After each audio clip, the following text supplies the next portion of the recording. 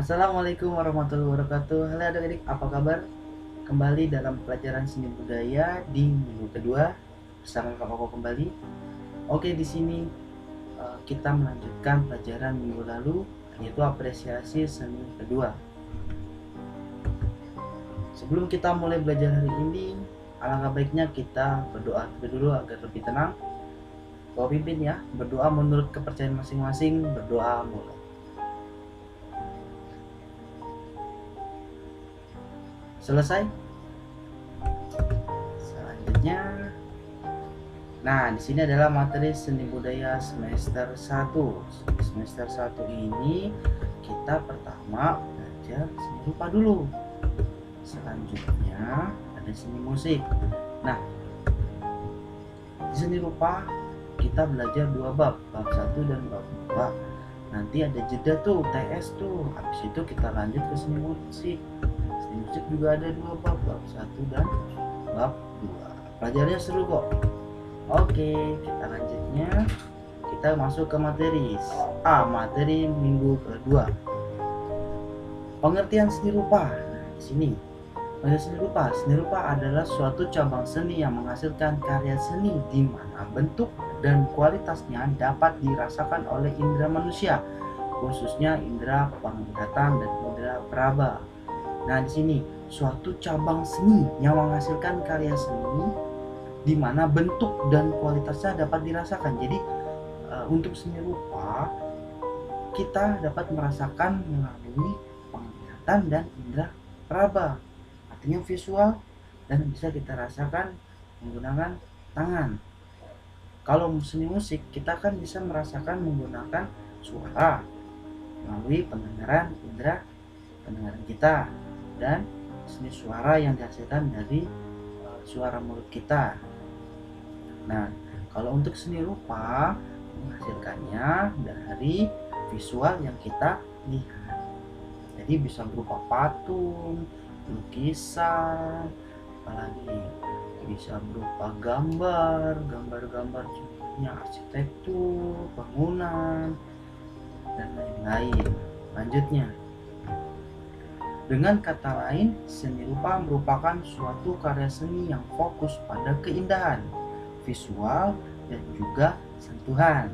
Seperti tadi saya bilang, keindahan visual dan juga sentuhan. Artinya bisa kita lihat. Visual artinya kan kita lihat, juga sentuhan artinya bisa kita rasakan menggunakan tangan.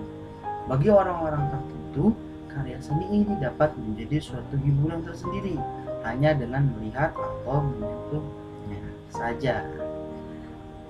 Dalam seni rupa ini mempunyai rasa keindahan dari contohnya kalau lukisan, dari warnanya pencampuran warna antara nilai gelap dan nilai terang. Yang kemarin Bapak jelaskan untuk materi pertama minggu kemarin, kita belajar tentang nilai gelap dan terang atau pencampuran warna gelap dan terang. Itu punya konsep yang sangat indah kalau kita bisa menyatukannya.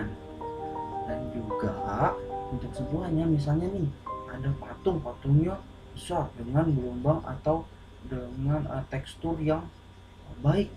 Misal contoh nih ada patung hidungnya teksturnya sangat besar gitu, menarik menurut kita lihat. Itu termasuk dalam segi bentuk patung misalnya. Oke, lanjutnya, seni rupa berdasarkan ragam wujudnya. Nah, di sini ada dua jenis seni rupa. Yang pertama,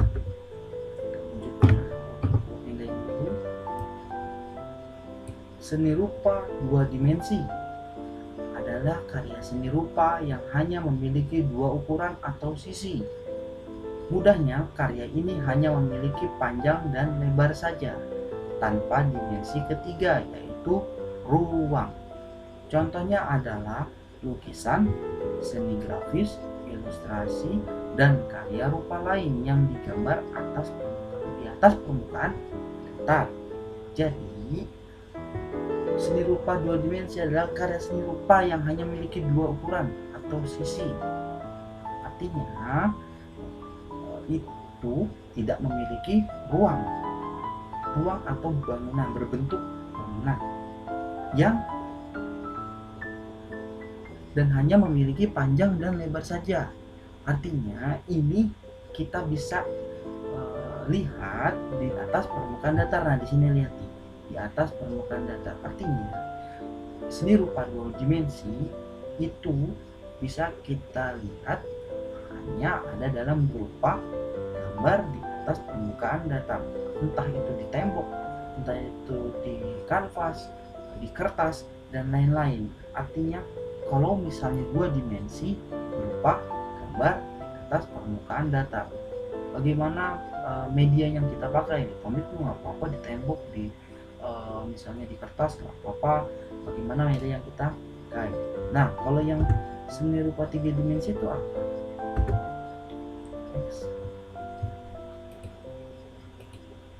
Selanjutnya nih, seni rupa 3 dimensi, yaitu karya seni yang berbentuk seperti bangun ruang dan memiliki volume di mana dimensinya terdiri dari panjang, lebar, dan tinggi. Contoh, seni patung, seni arsitektur, seni kriya, seni keramik, dan lainnya. Jadi kalau seni rupa 3 dimensi mempunyai volume dan yang tadi ruang. Kalau misalnya seni rupa 2 dimensi tidak memiliki ruang, tapi kalau yang 3 dimensi mempunyai ruang. Nah, contohnya kayak patung, arsitektur, seni kriya, keramik, dan lain-lainnya. Artinya bisa kita sentuh dalam rupa bentuk patung yang dalamnya memiliki bangunan ruang. Nah, itu perbedaannya. Next. B. Karya seni rupa 2 dimensi. Yang pertama nih, dalam karya seni rupa 2 dimensi apa aja sih? Pertama adalah sketsa. Nah, ini apa nih? Kucing. Gambar kucing. Warnanya hitam dan putih menggunakan pensil. Apa sih sketsa itu? Sketsa adalah hasil karya yang digambar dalam wujud rupa hitam putih yang digambar secara spontan. Biasanya sketsa bergambar wajah, alam, dan lain-lain. Artinya sketsa ini adalah hasil kita sebelum menggambar, mewarnai sebuah lukisan. Biasanya kita menggambar yang namanya bentuk sketsanya dulu. Di depan kita ada objeknya misalnya ini nih, ada fauna nih, kucing nih. Ini termasuk objek utamanya kita gambar menggunakan pensil dulu kan. Artinya kalau kita gambar menggunakan pensil bisa kita hapus. Ini disebut sketsa. Jadi sketsa itu objek yang mau kita gambar tapi masih bisa kita hapus, jadi masih objek namanya.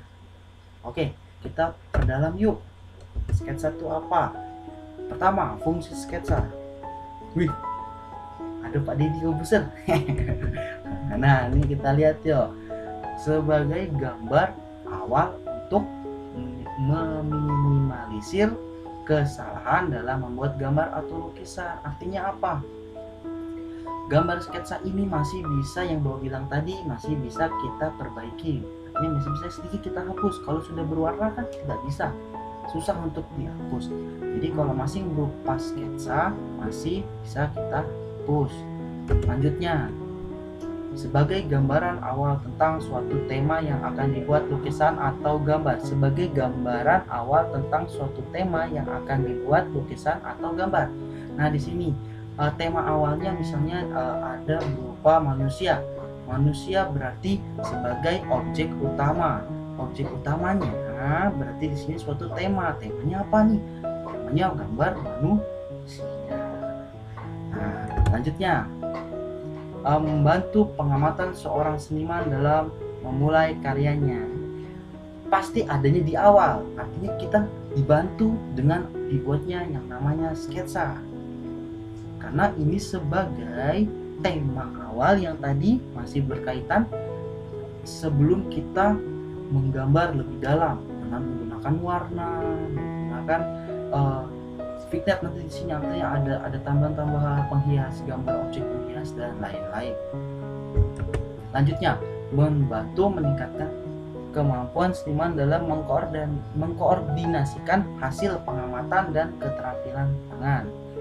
Meningkatkan kemampuan seniman dalam mengkoordinasikan hasil pengamatan. Artinya apa yang tadi Bapak bilang sebelumnya di pelajaran pelajaran di minggu kemarin. Artinya kan kita ngeliat objek yang kamu gambar dengan yang kamu lihat di depan harus sama. Misalnya ada Pak Deddy Kobuser nih, kamu gambar kepalanya dulu, kan bisa atas nih. Kalau kita gambar tuh lebih baik dari atas dulu ke bawah, atau yang lebih mudah dulu, biasanya kita harus urutan dari atas baru ke bawah. Misalnya nih yang gampang dulu, bisa dari kepalanya dulu nih, terus ke bawah.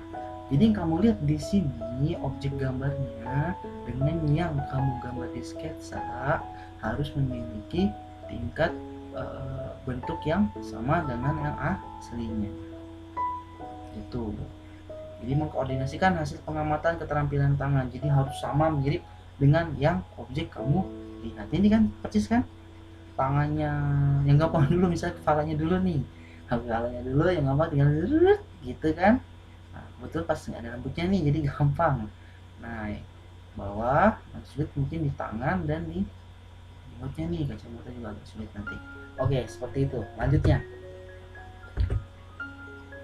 2. Tujuan sketsa. Nah, di sini ada sketsa anak kecil. Selimut ini sketsanya agak cukup rumit. Makanya kita gambar yang bisa dihapus dulu, mempermudah sebelum mendalami lukisan tersebut. Tujuan sketsa yang pertama, untuk merekam inspirasi atau suatu yang dilihat oleh seorang seniman. Untuk merekam inspirasi atau suatu yang dilihat oleh seorang seniman. Artinya, kamu lihat objek, terus kamu gambar sesuai dengan yang kamu lihat. Kan ada yang namanya nanti vignette tuh. Artinya ada tambahan gambar yang kamu dapat dari imajinasi kamu. Otomatis jadi inspirasi atau sesuatu yang dilihat oleh seniman. Nah, seperti itu. Jadi otomatis yang kamu gambar sesuai objek, nanti ada yang namanya bagian sesuai dengan imajinasi kamu tambah-tambahkan. Seperti itu. Lanjutnya, untuk merekam dan mengembangkan suatu gagasan yang akan digunakan. Untuk merekam dulu, habis itu kamu mengembangkan, sama seperti tadi, imajinasi menjadi inspirasi suatu gagasan yang akan digunakan. Lanjutnya, untuk memberikan gambaran citra, gagasan atau prinsip secara singkat. Jadi, sebelum luas menggunakan warna, sebelum luas menggunakan yang namanya tambahan hiasan, nanti vignette namanya disebut vignette, itu menjadi citra, gagasan atau prinsip. Artinya apa? Ini sebagai objek utamanya. Gagasannya apa? Jadi objek utama. Citranya apa? Objek utama. Prinsipnya apa? Objek utama. Kamu mulai dari objek utama, baru kamu memikirkan yang namanya tambahan-tambahannya. Enak kalau kita sudah punya yang namanya gagasan dan prinsip utamanya, arti kamu sudah punya tujuan, kamu tinggal menambah-nambahkan sesuai dengan prinsip dan gagasan dari gambar tersebut. Oh iya, kalau kita mau menggambar, buat garis dari atas ke bawah disebutnya garis vertikal. Kalau dari kiri ke kanan atau kanan ke kiri disebutnya garis horizontal. Oke, diingat ya. Selanjutnya, gambar. Perwujudan dari gambar sendiri lebih menekankan pada unsur bentuk garis dan aspek kegunaan tanpa menggunakan ekspresi. Perwujudan dari gambar sendiri lebih menekankan pada unsur bentuk garis. Nah, sini gambar nih yang nomor 2 nih. Perwujudan dari gambar sendiri lebih menekankan pada unsur bentuk garis, aspek kegunaan tanpa menggunakan ekspresi. Nah, kalau di gambar ini biasanya kamu melihat semua itu yang namanya berbentuk entah itu lukisan, entah itu yang namanya tadi siluet atau sketsa itu termasuk gambar. Nah, di sini ada aspeknya, bentuknya yang pasti ada garis dan ada bentuk lainnya dan aspek-aspeknya. Next. Jadi hasil karya seni rupa dalam wujud gambar ini kelihatan lebih nyata dan dinikmati. Sebagai contohnya adalah seperti gambar arsitektur, gambar ilustrasi, dekorasi, desain, dan lain-lain. Nah itu semua yang berbentuk ada objeknya dalam bidang datar itu disebut juga bisa gambar, apapun itu bentuk gambarnya asal di bidang datar. Contohnya ini nih termasuk gambar. Selanjutnya 3. Lukisan. Nah di sini ada contoh hasil lukisan dari kakak kelas kalian. Sekarang di kelas 9 nih. Hanya Kak Kaila kelas 9C. Nah nih contohnya di Kak Vicky kelas 9H nih. Habis itu lukisan penjelasannya merupakan karya seni rupa 2 dimensi yang dibuat dengan menggunakan media seperti kain kanvas, dinding, hingga kertas. Proses pembuatan dari lukisan itu sendiri yaitu dengan memoleskan cat dengan menggunakan pisau palet. Maksudnya tuh kalau pakai pisau palet itu kayak bidangnya luas, misalnya kita mau mempertebal menggunakan cat tapi sekalian gitu jemret lebih banyak, itu bisa menggunakan palet gitu, pisau palet. Kuas lukis misalnya yang lebih spesifik, lebih kecil, menggunakan kuas lukis serta peralatan jenis lain. Semua itu dilakukan di atas media lukis hingga membentuk sebuah gambar yang diinginkan. Seperti ini contohnya nih lukisan, kalian sering lihat ya, kalian juga pernah nyoba yang pasti kan menggunakan cat air. Lanjutnya, suatu hal yang menarik dari sebuah lukisan adalah nilai yang terkandung di dalam lukisan tersebut. Maka dalam pembuatannya dibutuhkan imajinasi yang tinggi serta skill atau kalian yang mumpuni. Artinya setiap gambar harus bisa kamu jelaskan. Misalnya di sini ini apa sih? Ini bibit Pak. Ini ada apanya nih? Ini ada daunnya, artinya ada tanaman yang belum tumbuh tapi masih baru mau tumbuh. Ya seperti itu. Di sini ada malam dan sini ada siang. Artinya membutuhkan waktu siang dan malam. Di sini ada lagi nih, ada bumi seperti meleleh, pemanasan global mungkin ya. Di dalamnya ada makhluk hidup. Artinya apa nih? Bumi yang meleleh, di dalamnya ada makhluk hidup. Nah, di sini ada pemanasan global. Bisa dijelaskan. Di sini ada air, gelombang air tinggi, dan di sini ada selain ada beruang, ada juga makhluk yang lain seperti macan dan gorila. Oke, selanjutnya siluet. 4 siluet. Nah nih contoh siluet. Siluet itu lebih menekankan pada objek. Objeknya itu seperti warna ini, jadi kehalang oleh cahaya terang dari depannya, kita jadi seperti melihat warna hitam dari objek utama tersebut.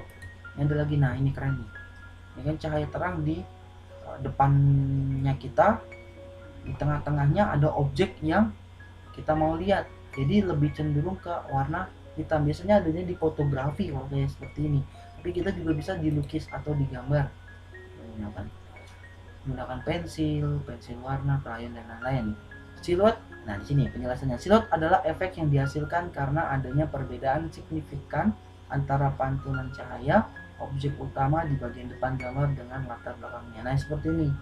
Ini ada gedung tinggi, di depannya ini ada cahaya terang. Kita otomatis melihat objeknya gedung ini seperti warna hitam semua. Ini disebutnya siluet. Ada misalnya di sini macan. Di sini ada awan terang, di sini ada bukit. Otomatis kita ngelihat singa ini otomatis ngelihatnya hitam semua kan, karena di depannya terang. Nah seperti ini juga nih, seperti awannya sedang mau terbenam. Misalnya kita lihat ada monyet di sini ada rusa, seperti itu disebutnya siluet.